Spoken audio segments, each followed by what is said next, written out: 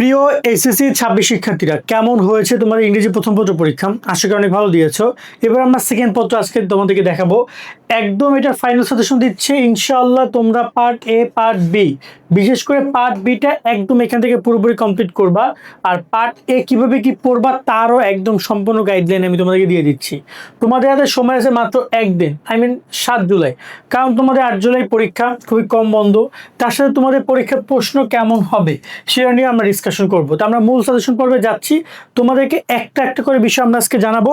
দেখো, আমার মনে হয় যে তোমরা যারা শিক্ষার্থী রয়েছো তোমাদের একটু হলো পুরো বিষয়টা আগে জানা উচিত যে সাজেশন তোমরা পড়বাটা কি, এবং বর্তমানে যে প্রশ্নের প্যাটার্ন যেভাবে কোশ্চেন করছে শিক্ষা মন্ত্রণালয়, সারা দেশে এক কোশ্চেন, সো একটু টাফ হয়ে যাচ্ছে। একদম বেস্ট কোশ্চেনগুলো তোমাদেরকে দিচ্ছে। সো এই জায়গায় তোমার এখন পড়ার ক্ষেত্রে যদি আমরা কথা বলি, তোমার এখানে ফার্স্ট রয়েছে, আগে মানবন্টনটা তোমাদের একটু দেখাই দিই, তাহলে তোমরা বুঝতে পারবা যে আসলে কীভাবে কী হচ্ছে। যারা এখন আমাদের YouTube channel Facebook page subscribe follow করে রাখবা ভাই। ইনশাআল্লাহ পরীক্ষার প্রত্যেকটা পরীক্ষার গুরুত্বপূর্ণ সাজেশন যা তোমাদেরকে অনেক বেশি হেল্প করবে, এবং পরীক্ষার পরে তোমাদের সকল আপডেট, তোমাদের সলিউশন, তোমাদের অ্যাডমিশন জার্নি সব কিছু তোমরা আমাদের সাথে থাকলে পাবা। তবে যদি আমরা কথা বলি গ্রামার পার্ট, তোমরা জানো গ্রামার পার্টে প্রায় 60 মার্ক রয়েছে। Article, preposition, with clues, sentence, verb, changing tense, sentence, narrative, তোমার এখানে প্রোনাউন রয়েছে, মানে এই সব মিলিয়ে 60 মার্ক টোটাল। এখানে কয়টা পয়েন্ট আসবে? 12টা পয়েন্ট। মানে এটা খুবই দেখা যায় একটু ঝামেলাদায়ক। 12টা পয়েন্টে তোমার এখানে থাকছে। আর তার সাথে তোমাকে এখানে ফর্মাল লেটার অথবা ইমেল আসবে 8 মার্কের, রিপোর্ট আসবে 8 মার্কের, প্যারাগ্রাফ আসবে 10 মার্কের, আর ফ্রি রাইটিং মানে কম্পোজিশন আসবে 14 মার্কের। ওভারঅল এই হচ্ছে তোমার এইখানে তোমার মানবন্টন। এবার আমরা দেখে নিই যে তোমাদের পরে, তো চলো আমরা দেখে নিই রাইটিং পার্টটা তোমাদের কি পড়তে হবে। আমরা এখানে কথা বলি তোমাদের অ্যাপ্লিকেশন নিয়ে। তোমাদের কিন্তু এই যে ফর্মাল অ্যাপ্লিকেশন আসবে, তোমরা যখন এই 8 মার্কের অ্যাপ্লিকেশন, অনেকগুলো অ্যাপ্লিকেশন পড়া সম্ভব না, তবে খুবই গুরুত্বপূর্ণ কয়েকটা অ্যাপ্লিকেশন বলে দেই। এখানে যে ক্যাটাগরিটা রয়েছে দেখতে পাচ্ছ, যে science fair, multimedia classroom, college hostel, college canteen, এখানে রয়েছে extra class, study tour, during club, common room facility, এগুলো কিন্তু ফরম্যাট দিয়ে লিখতে পারো। তো এগুলো আমরা এর মধ্যে খুব বেশি গুরুত্বপূর্ণ নয়। যদি বলি স্টাডি ট্যুর, এক্সট্রা ক্লাসেস, এগুলো ইম্পর্টেন্ট, ঠিক আছে, এগুলো আসতে পারে তোমাদের। ওকে, এছাড়া যদি বলি বাকি যে 4টা রয়েছে, ইন্টেলেকচুয়াল অ্যাক্টিভিটি, অনলাইন বার সার্টিফিকেট, কলেজ ট্রান্সফার, টেস্টমোনিয়াল, এই যে তোমাদের টোটাল 4টা রয়েছে, 4টা তোমরা দেখে যাবা। এইগুলো তোমরা ফরম্যাট দিয়ে লিখতে পারবা, তাই একটা ফরম্যাট এনাফ। সেই ফরম্যাটটা কোনটা? সেই ফরম্যাটের ভিডিও ক্লাসটা হচ্ছে এইটা। তোমরা গিয়ে ইউটিউবে সার্চ করো এসএসসি 26 অ্যাপ্লিকেশন একটা দিয়ে 100টা লেখার নিয়ম, তাহলেই তোমরা আমাদের ওই ভিডিও ক্লাসটা পেয়ে যাবা। ওকে, অলরেডি ভিডিও ক্লাসটা লাখ শিক্ষার্থী দেখেছে, তোমরাও গিয়ে দেখে তোমাদের এই 8 মার্ক কনফার্ম করতে পারো। তাছাড়া বাকি তোমাদের যে 4টা রয়েছে, 4টা অবশ্যই তোমরা একটু পড়ে যাওয়ার জন্য পরামর্শ থাকবে। এটা গেল তোমার অ্যাপ্লিকেশন। এরপর যদি আমরা কথা বলি, তোমাদের রয়েছে ইমেল। তোমরা জানো তোমাদের ফার্স্ট পেপারও কিন্তু ইমেল ছিল, সো ওই ইমেলটা এখানেই থাকবে, আহামরি কোনো কিছু না। তারপরেও এখানে ইমেলের কথা যদি বলি, কোভিড-19, রিডিং নিউজ পেপার, তারপর হচ্ছে এখানে SSC exam, progress of studies, তারপর হচ্ছে ব্রিলিয়ান্ট সাকসেস, তারপর হচ্ছে বার্থডে গিফট, এইগুলো তোমাদের জন্য অনেক বেশি ইম্পর্টেন্ট, এগুলো দেখে যাবা। তার সাথে সাথে তোমরা ইমেলের যে ফরম্যাটটা আছে, যে ফরম্যাটটা শিখে তুমি যে কোনো ইমেল লিখতে পারবে, সেই ইমেলটা দেখে যাও। এটা তোমাদের খুবই কাজে দিবে, খুবই কাজে দিবে। এই একটা ফরম্যাট দিয়ে সব ইমেল তুমি কমপ্লিট করতে পারবা।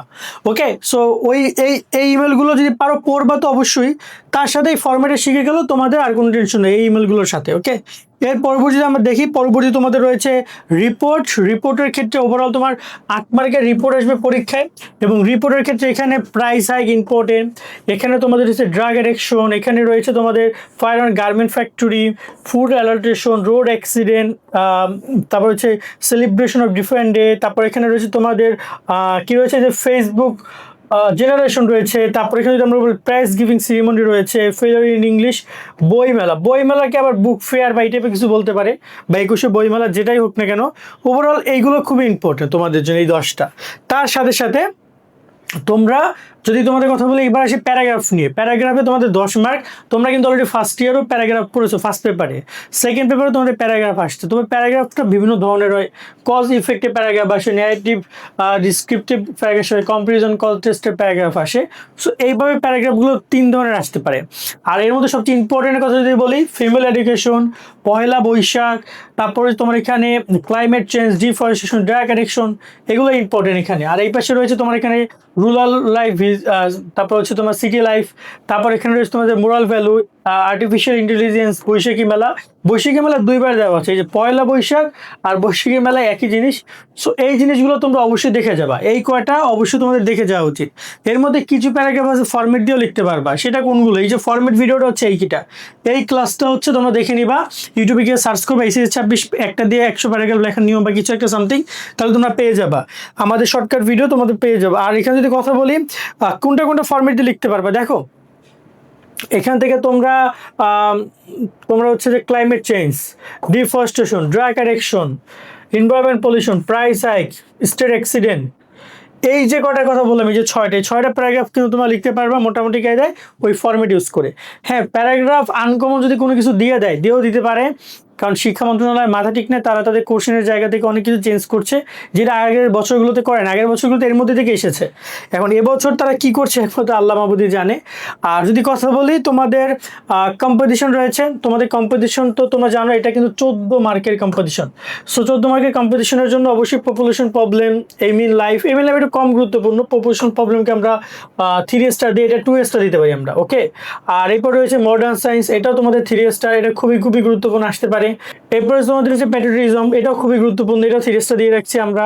এখানে রিভার ইন বাংলাদেশ, এটা 2 স্টার দিচ্ছি আমরা, এটা আসতে পারে, খুব কম গুরুত্বপূর্ণ, মোটামুটি আসতে পারে। স্টুডেন্ট সোশ্যাল সার্ভিস, এটা খুবই গুরুত্বপূর্ণ, এটা আমরা 3 স্টার দিচ্ছি। চাইল্ডহুড মেমোরি, এটাও আসতে পারে, এটা আমরা 3 স্টার দিচ্ছি। এরপর হচ্ছে তোমার এখানে হিস্টোরিক্যাল যে প্লেসগুলো রয়েছে, এটা আমরা 2 স্টার দিচ্ছি। আনএমপ্লয়মেন্ট প্রবলেম অফ বাংলাদেশ, এটা আমরা 3 স্টার দিচ্ছি, এটা খুবই গুরুত্বপূর্ণ। আর ফিমেল এডুকেশন রয়েছে, এটা আমরা 3 স্টার দিচ্ছি। ফিমেল এডুকেশন এগুলো কিন্তু তোমাদের ছিল, এগুলো কিন্তু তোমাদের হচ্ছে যে প্যারাগ্রাফের মধ্যে ছিল। সো তোমরা এগুলো লিখতে পারো মিলিয়ে ঝিলিয়ে। আর প্যারাগ্রাফ কম্পোজিশন যদি তোমরা ফরম্যাটের মধ্যে লিখতে চাও, তাহলে তোমরা এই কম্পোজিশন এই ফরম্যাটে শিখে নিতে পারো।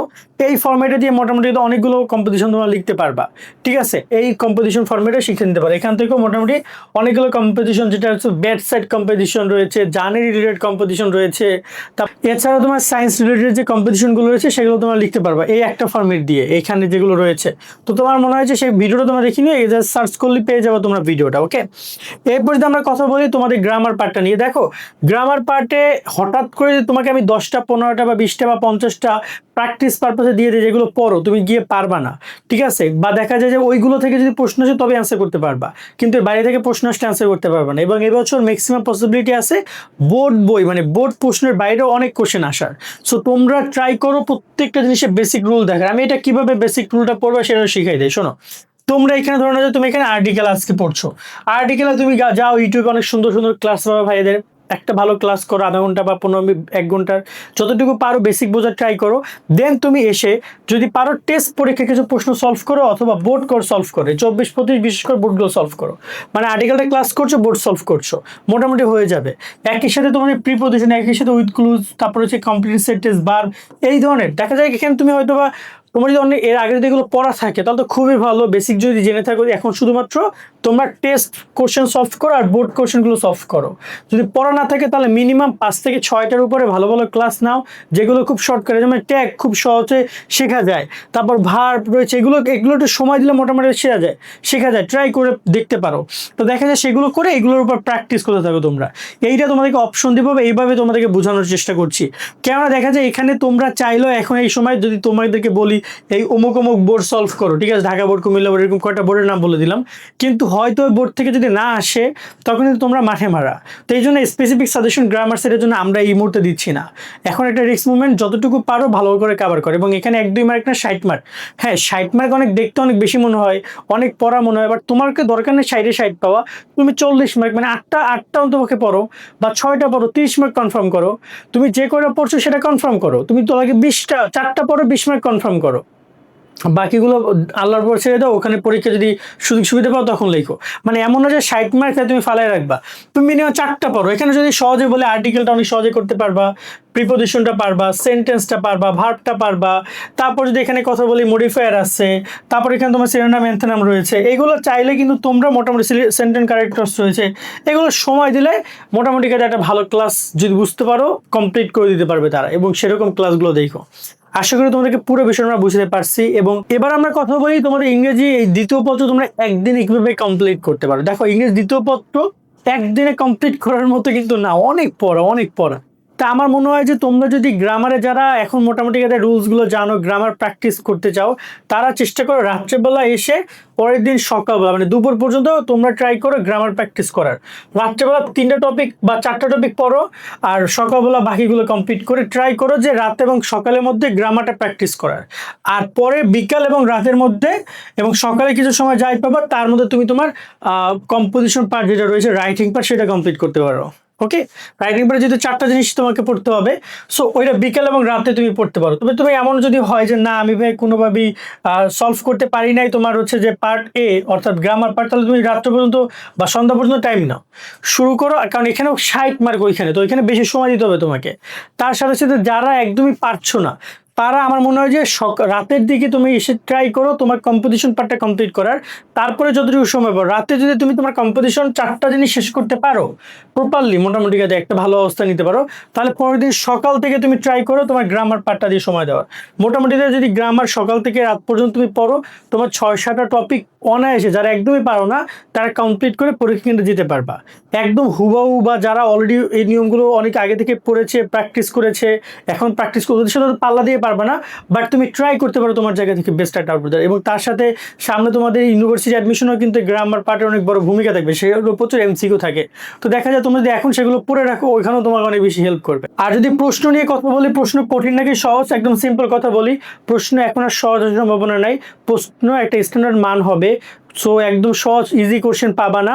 হ্যাঁ, তুমি যদি অনেক ভালো পড়াশোনা করো তবেই তোমার জন্য অনেক কোশ্চেনটা ইজি হবে, নয়তো ওরকমের না যে যা ইচ্ছা তাই সব কমন পড়ছে, একদম কমন কমন প্যারাগ্রাফগুলো দিছে, কমন কম্পোজিশন কমন, তারপর হচ্ছে তোমার একদম বোর্ড কোশ্চেনগুলো তোমাদের গ্রামার পার্টে দিয়ে দিছে, এভাবে আর হবে না। সো তোমাকে একটু পরিশ্রম করে পড়াশোনা করতে ভালো রেজাল্ট করতে হবে, এইটাই বলবো। আজকের মধ্যে ভিডিও এখানে শেষ করছি, সকলে অনেক অনেক ভালো থাকবা।